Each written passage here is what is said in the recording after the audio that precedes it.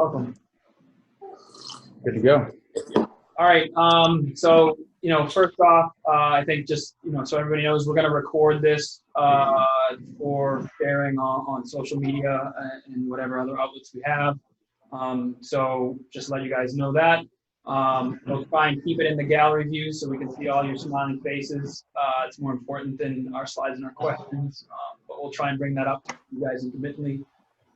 So first, we want to just thank everybody for being here, everyone from the Massachusetts Brewers Guild, everybody from CE Floyd for participating. We really appreciate this. It's quite the challenge that everyone's dealing with.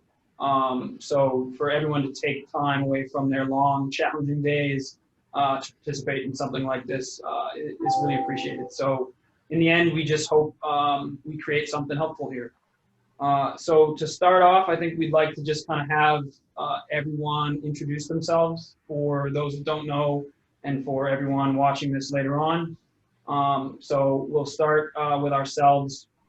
My name is Jesse Whitfeld. I'm a senior associate here at Bechtel Frank Erickson Architects. And then to my right here. I'm Taylor Terrio, and I am an associate at Bechtel Frank Erickson Architects. And then if you want to, yeah, sorry, go ahead, Ray.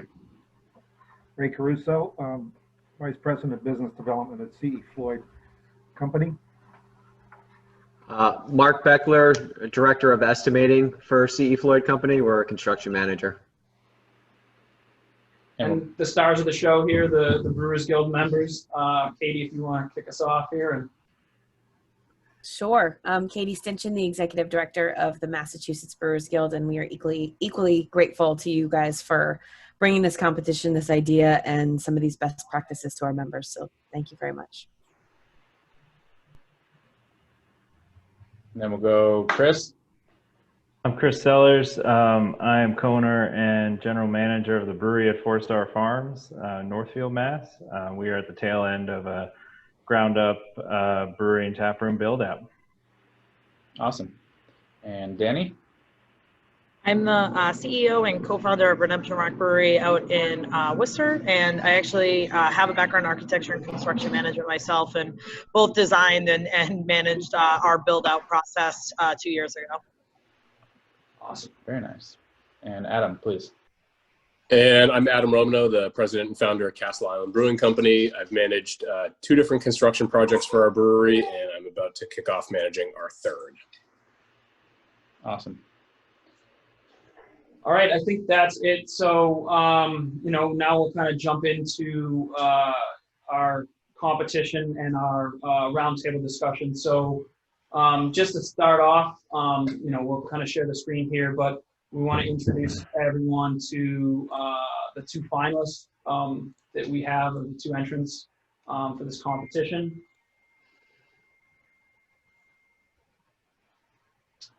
So just to keep everything fair, we're going to kind of not use names or protect the innocent here. So Brewery A came to us with a list of challenges. They find themselves in a situation creating a new brewery where they're looking to create a campus environment, not just within an individual building. Starting new, they need some help conceptualizing that visually for the town and resident approval. Some of the things that are on site are old infrastructure, which I'm sure a lot of breweries have dealt with. So they need some help dealing with that type of building. They're looking for professional opinion and help navigating the processes that come along with this. And then we're hoping to gear things towards sustainable functioning space and sort of all of that through the lens of our current social distance environment. And then Brewery B is coming to us with an existing brewery. They find that they have spaces that can be somewhat confined in their operations. Because of the layout, they're having circulation congestion due to where patrons enter and exit and how they move through their space. They find themselves that they have exterior space that everyone loves, but it's grossly undersized currently for what they think they need, and its location and orientation might not be ideal. They're currently not equipped to prepare food on site, which, as everyone knows, is a requirement here for operation. And then lastly, their bathrooms and public facilities are not in an ideal location as far as circulation and movement through the building, and again, keeping distance for all of them. So the last thing is sort of how we're kind of hoping you guys to look at this. The main goal of this competition is to not only help out the winning brewer conquer their kind of individual challenges, but that the solutions that come about from this discussion and the ensuing design competition is that there is some intelligent thought and some design ideas that can be adaptable to many other breweries across the state. So that's how we want you guys to choose the winner here, is that we want you to consider that the solution can be helpful to as many possible brewers as you can. So sort of with that said, I think we'll move on to how we want to do it. So, you know, how we're hoping to run this is that kind of like a political debate. You know, we're going to sort of frame a question and throw it out there to our panelists here. And we would like you guys to run with it. And just like a political debate, we expect you guys to end up nowhere where we started on the first question. We really want you to take it to where you think is relevant. And similarly, we sort of see the panelists serving as the client, because our entrants don't have the privilege of doing that. So we want you to speak from your personal experience, your personal breweries, and your personal backgrounds as we frame these questions. So the first question that we're going to throw out has to do with area and social distancing. And without reading word for word here, everybody knows this sort of 6 foot apart general rule. And typically that seems to be analyzed horizontally, the area of a floor plan. But many breweries, due to the nature of their equipment, the spaces that are available, find themselves in large volumetric structures. So the potential to think three-dimensionally exists to help overcome some of these spacing requirements. So we want to throw that out there. Do you guys have multiple floor breweries? Do you have large volume spaces that you're currently not taking advantage of that space? Do you see that as viable?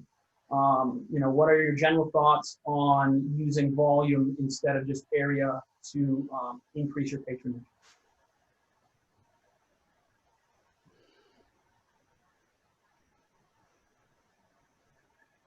I guess I'll jump in.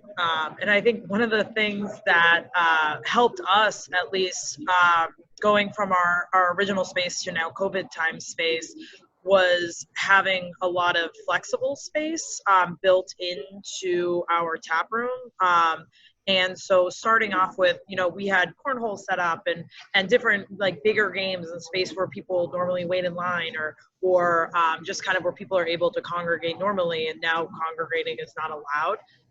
So being able to use some of those flexible spaces that we normally would be having for other activities, whether it's a space that someone would be in line for the counter or getting rid of cornhole, and being able to use that type of space to spread out tables or add tables, or I know I've seen some places too putting tables up under bars or against bars, and being able to kind of be able to use that flexible space a little bit better, and or putting a couch in somewhere where maybe you couldn't fit a whole you know, table setup, but being kind of using the nooks and crannies of things and looking at ways that now during COVID we can't use space, but maybe finding space for seating instead. Yeah, that's kind of where we've been. We designed our layout and sort of customer flow very specifically prior to COVID, and the build out started prior to COVID. Now, fortunately, we don't have any furniture in place yet, but as we stand in the tap room and just literally look at 6 foot radiuses and 6 foot distances and really see what we can fit at a bar that we can't really have anybody at now. And also what's possible if we were to fit a couple tables here or there in some of our production space. If we're not using it, it's a little less it's not as simple as it sounds. You got to work with the town on what, if you can have the general public in that kind of environment. But we've really had to think three-dimensionally about what our space looks like, almost to the point of saying, we've got a brand new basement to our brewery. Could you fit a couple tables down there? It sounds crazy, but I think our goal at this point is just to see how many butts we can put in seats while following all the regulations as closely as possible, to open our doors with cooler weather. So our lease, like pretty much everyone else's on the planet, is, based on square footage, not cubic footage. But I can tell you that as an owner, I look at cubic footage as space that we're paying for, and a lot of it is not getting used. If we were able to activate some of that with, a second floor or mezzanine seating or something like that, that would be huge value to us. I worry, apologies, I'm on dad duty today. I worry about some of the other costs of doing that. HVAC, what that does to the project, and certainly the operational side of it. But I can tell you, if we could monetize that space, it would be huge for us. Yeah, I've personally been to some breweries that have a mezzanine level that looks kind of, along the top of the tanks and things like that. And they've used that more for seating area, not necessarily for food service, but for the other patrons. So you're right, Adam. There is definitely HVAC costs and more even structural costs that go into that. If it's, can you create that independently versus tying it into the main structure? It is a great opportunity if you're desperate for floor space to try to use that if you have the volume. And the egress issues has to be. Yeah. Right. Yeah. ADA, the tough part is that, I think Chris mentioned the towns. The towns have a lot to say with how you operate your business, and you just have to make sure that you're in tune with what they want and just have, constant communication with them. And that's been one of the sort of better experiences we've had in this process, is that we've included our local officials as early as possible. It's a very small town. And so, we want everybody to be involved on a regulatory level as much as possible, so that there just really isn't any question mark when we get closer and closer to opening our doors. And it's been great. We've had a great relationship with health and building inspectors and everybody. I think it's been helpful. Awesome. All right, I think we'll move on from there. Yeah, and this kind of picks up on the next topic here that we had on the slides. Question, commingling the production and consumption, where that's the question. You had to work with the town, and is that allowed as far as having tables and patrons enjoying the space within the actual brewing or production space? So I think we pretty much covered this one. I don't know if anybody else has anything to add to that. I don't know, Chris, have you? We haven't actually approached the brewer production area seating. Was kind of a brainstorm idea that we had very recently. So we haven't engaged the town with that specific component of our potential opening plan yet. But there's just a lot of ingress egress concerns, just sort of general safety issues with putting tables in a production brewery space. So, it's not a fully formed concept yet for us, but I think if we decide that that's a viable option moving forward, we'll probably tie the town in as soon as possible, just to get a feel for where they're coming from.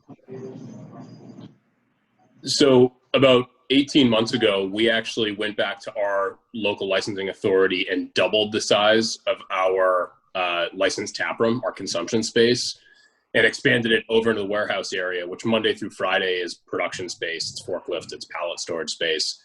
But Saturdays and Sundays, when we're not in production, it becomes usable taproom space. And it actually hasn't increased our taproom capacity because of the number of fixtures and parking spaces that we have. But it's made it a lot more comfortable for people to spread out. And in a COVID era, it's going to allow us to almost maintain our capacity during normal times just by keeping people socially distanced. So I think if you can find a balance where it's flex space that can kind of do double duty different days of the week, it's a very viable and productive option. Yeah, I was actually saying our spaces are more segregated than I've seen than at even a lot of other breweries. But Castle Island, I think, Adam, you guys have been one of the most, I think, successful at integrating that taproom space into a production space. Thanks. It hasn't come without its pitfalls, but I think after a few years, we figured it out. Nothing does, but you guys do a good job of integrating it and still keeping it company. Thank you. I think if we had known COVID was coming, we would have put the brewery and the tap room on the same floor. Oh yeah. They're about half a floor apart, and so we have a industrial staircase that goes between the two that I'm not sure is the best to have the general public walking up and down. Yeah.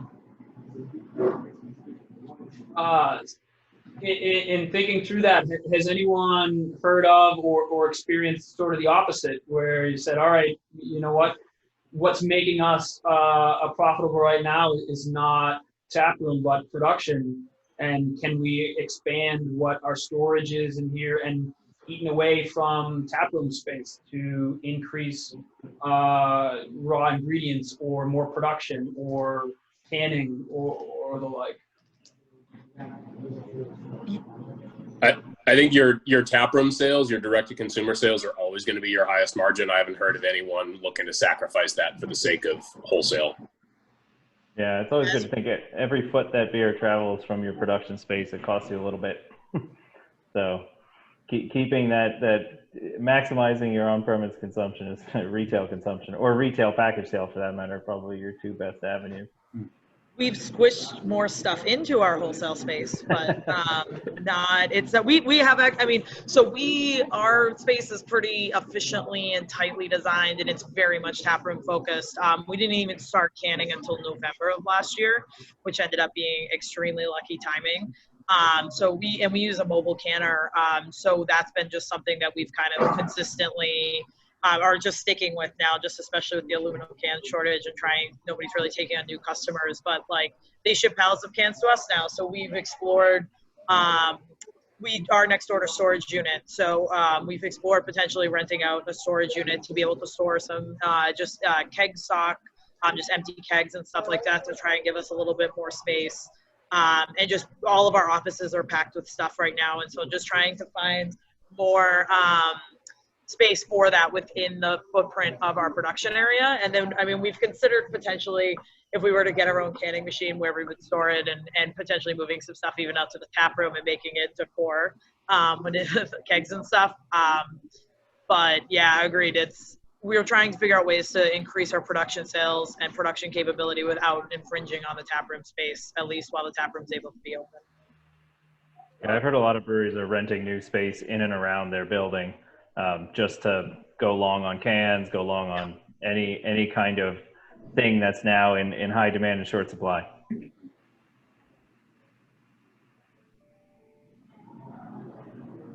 All right, so I guess we'll move on sort of to the next question here.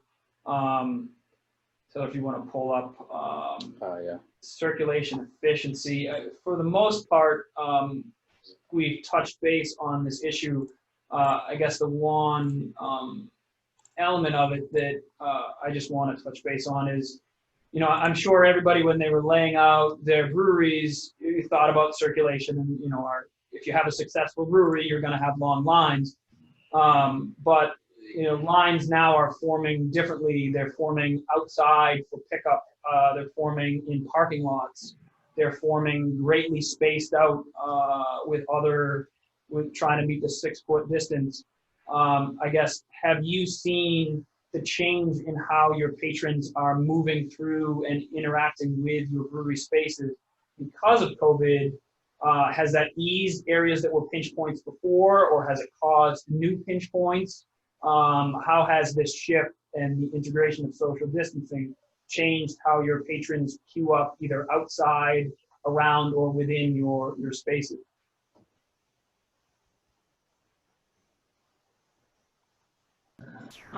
So we went from basically being entirely counter service and having a very clear kind of path from the front door, being on a direct line to the counter, and typically having the line form that way where it would be up to the counter, and then when we were getting busy, it would stretch back.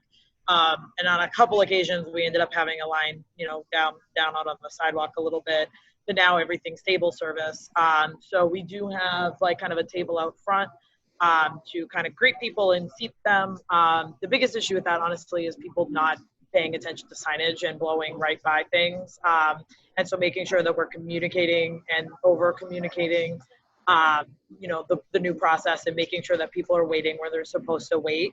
And then typically when we do run a bit of a line, being clear about communication, and we end up with a line outside, and we're on like a side street, and the weather has been good, so it hasn't really been much of an issue, but kind of having a clear and easy system for who's in line, who's waiting, has been something that could probably go a little bit better. But for the most part, going through table service and just using like flags to pop up has worked pretty easily. And now we don't have lines at the counter. So it's worked out well enough for us, and has alleviated that anyway. And the lines outside has only been an occasional issue. Yeah, I think for us, where we've seen circulation start to compound a little bit is around retail and around the bathrooms. That's actually not compared to normal times, but just those have been the high traffic areas during COVID. Queuing up for our tap room has actually been a non-issue because we're 100% reservation based. So we don't have people lining up to get in.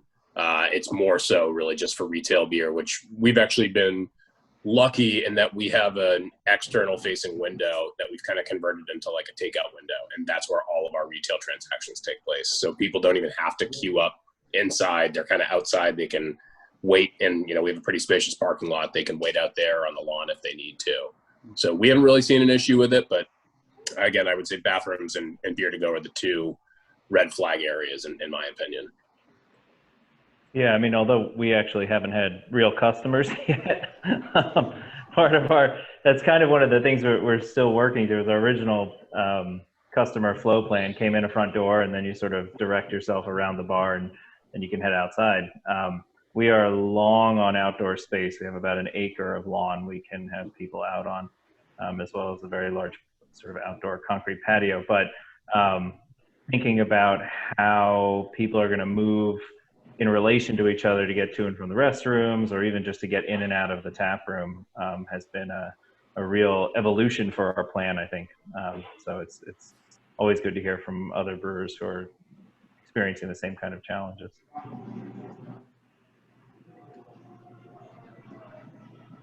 Awesome. Yeah.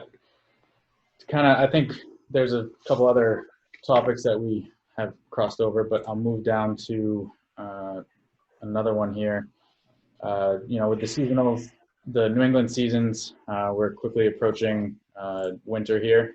And so trying to get an idea, a sense of what everybody's plans are. I know, you know, if anybody's an active skier or snowboarder, they are often on the mountain and enjoying a beverage on the outside, on the porch or in the middle of winter. Does anybody have any plans to still embrace the winter and have that outdoor space moving forward? Yeah, absolutely. We are, like I said, long on outdoor space. So we're planning on having parts of the farm. We have the brewery's on a 250-acre farm. And we have like no immediate neighbors other than more farm. So we're planning on having some of the farm available for snowshoeing, cross-country skiing. You know, honestly, my biggest concern was we had planned to open this in warmer weather. Of course, we're behind schedule. But I've just chatted with as many people as I can and said, you know, how do you feel about having a beer out in colder weather? And everyone I've talked to is like, honestly, I don't care. I just want to be outside having a beer. And the weather seemed to play a decreasing importance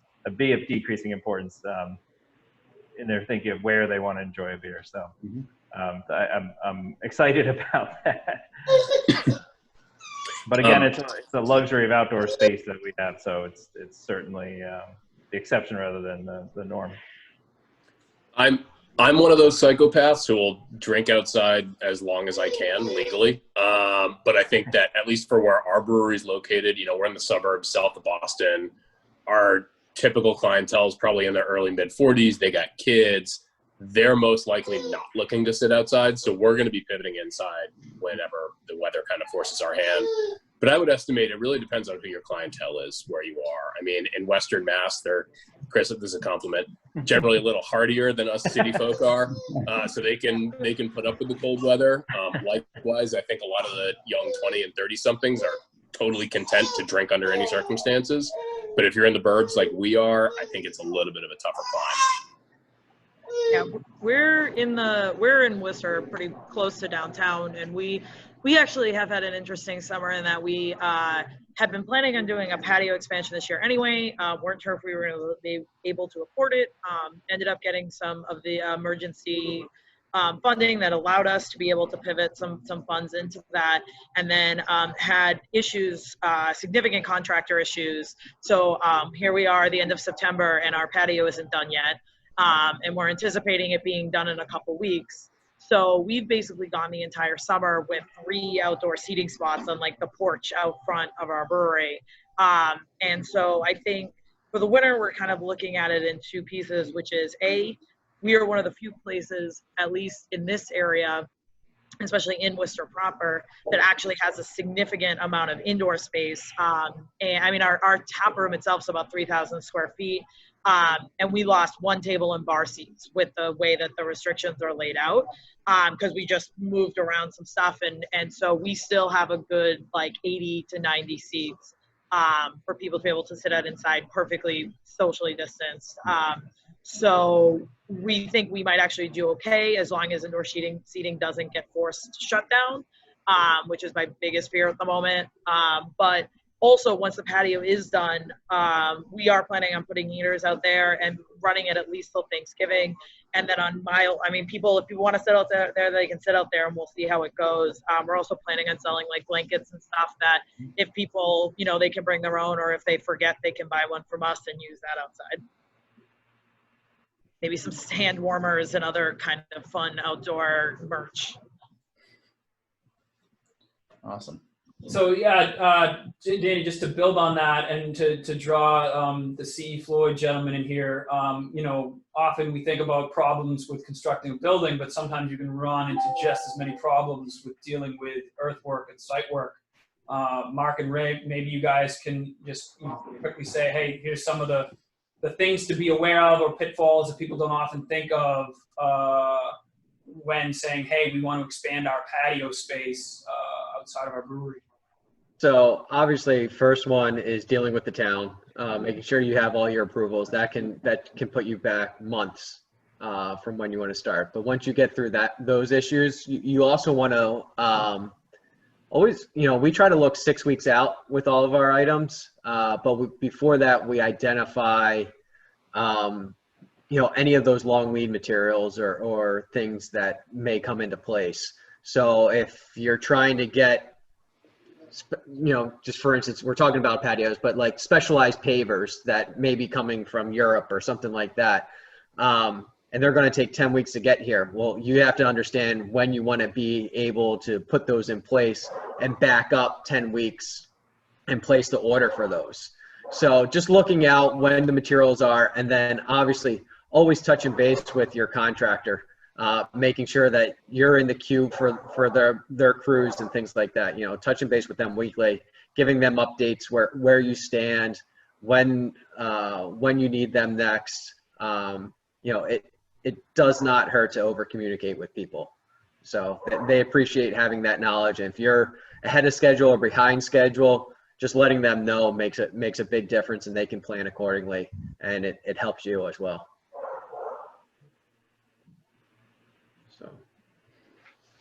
Awesome. So I think, so as not to take too much time, we'll just sort of do one more here that we throw out before we wrap it up. And it sort of ties in with some of the other stuff we've talked about, and that's sort of patron experience. I know that what your brewery, sort of the vibe we call it, or the soul of your brewery, has a lot to do with the environment that surrounds it. And a lot of times that's thought on, your initial experience. You walk through those front doors, and that's where that sort of vibe first happens. And COVID has caused, as I think I heard Adam mention, you moved to a to-go window or something that is created, not necessarily as part of the plans, but hey, we need to move things to a different operation. You know, has anyone thought about creating, imbuing the exterior of the building and the to-go purchase experience with similar elements and design that you would do with the interior? So, you know, instead of your to-go possibly being just a window, opening up more portions of the facade that can open and close to view, so that when the to-go window is open, the patrons coming up just to purchase to-go can see the operation of your brewing happening, that there's things, whether it be little samples or other merch for sale, that is part of that outside and to-go experience. Have you guys sort of pivoted any of the indoor, if you will, things to be outside components as well? Yeah, I mean, we weren't planning on using much of our brewery for production space ingress egress for any kind of sales at all, but we have such a large overhead door for our brewery that we actually thought it would be kind of cool 1 or 2 days a week to have that as like the pickup spot for online orders or even curbside. And we've actually changed the landscaping a little bit to make it easier to access for our customers to come up to the brewery door. And that way, you know, the brewery can be open into slightly chillier weather. It's not a big deal at all. So now utilizing that part of the building and that view of the production in a way that we should be able to do some small samples and also do some of the actual retail transaction there. I think will give people a little bit of a different experience, but also use a space we weren't planning on using before. Yeah, I mean, for the most part, my answer of that would be no.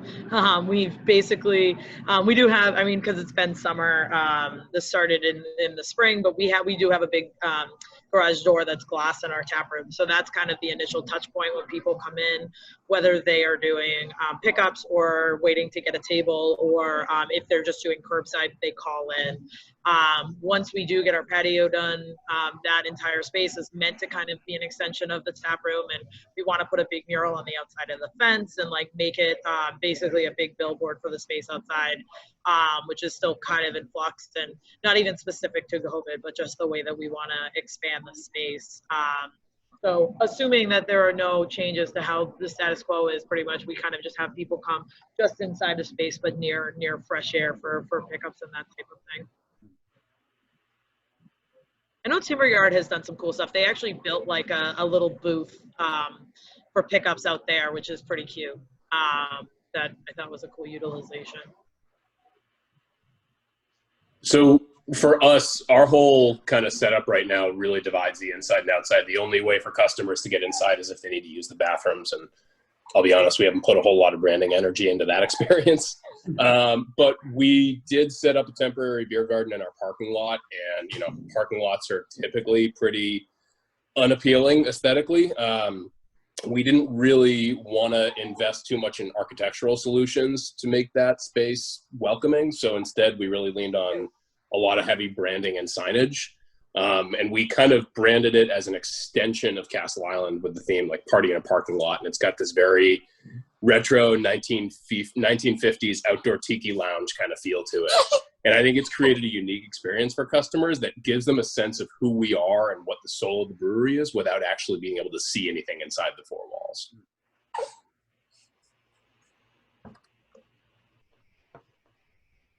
I want to see some Castle Island hand dryers in the future. Just saying.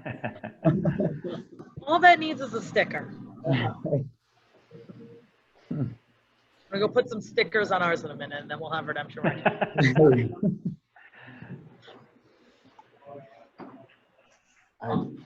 Yeah, I think that's it. I mean, again, we could talk to you guys all day.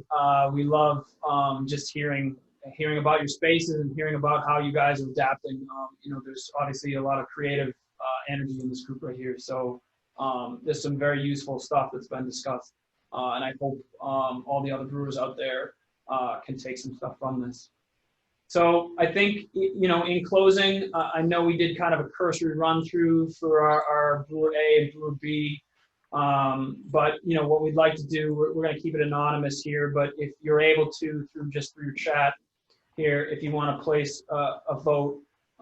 Again, we'll sort of just run it through for what they are. So It's like I don't remember which one's A or B now. yeah, right. Yeah. Sorry, I'll put that back up.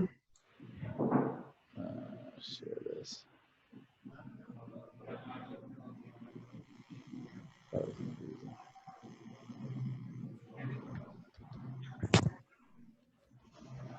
There we go. All right, so Brewery B is an existing brewery that has, Brewery A. oh, sorry. Yeah, Brewery A is, right, Brewery A is a new from the ground up brewery that is looking to do the campus environment. They're looking for help with conveying that image in terms of mock-up and three-dimensional. They're looking for some help in reusing aging buildings, and they're looking for things that are sustainable and functional as COVID ebbs and flows. And then Brewery B is an existing brewery who has more confined spaces, trying to work with a circulation and flow pattern that wasn't designed to handle social distancing and may have had pinch points before. A brewery that needs to take, has the opportunity to take advantage of more exterior space. Exterior is limited. And has issues with bathrooms. They need stickers on their drivers too, and it's not equipped currently for on-site food preparation. And again, we want to reiterate that the vote should be based on a brewery that can best be adapted, or the solutions can best be adapted for an example for other brewers in the state. Right. The goal being, let's help as many as we can, though it may be for the winner only, that it can parlay itself to. Is it a verbal vote, or should we put it in the chat, or? No, just put it in the chat. Okay, cool. Sorry, yeah. I missed that.